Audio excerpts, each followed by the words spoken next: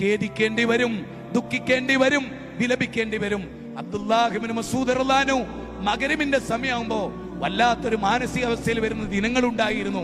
അന്ന് അദ്ദേഹം പറയും, ഇന്നലകളിൽ നിന്ന് വ്യത്യസ്തമായി ഞാൻ ഇന്നത്തെ മണിക്കൂറിനെ എങ്ങനെ ചെലവാക്കി, പ്രത്യേകിച്ച് എടുത്തു പറയാൻ നന്മകളൊന്നുമില്ലാത്ത ഒരു ദിനം അസ്തമിച്ചു പോയല്ലോ എന്ന്.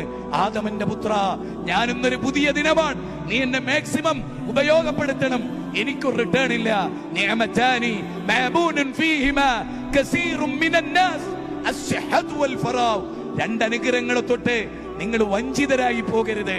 ജനങ്ങളിൽ ഭൂരിപക്ഷവും ഒഴിവ് സമയം മൊബൈലിൽ തോണ്ടി യൗവനം പോയവർ, ഉമ്മാനെ തൊട്ടുയ്യാൻ സമയമില്ലാത്ത മക്കൾ, ഉമ്മാന്റെ വയറ് നിറഞ്ഞോ എന്ന് നോക്കുന്നില്ല, മൊബൈലിലെ ചാർജ് കുറഞ്ഞോ എന്ന് നോക്കുന്ന മക്കൾ, മൊബൈലിൽ സദാ ചാർജ് കൊടുക്കുന്നവർ, പൈസ കയറ്റുന്നവർ, അതിൽ ജീവിതം ഓമിക്കപ്പെട്ടവർ വരും നാളെ മഹ്ശറയിൽ ഇന്ന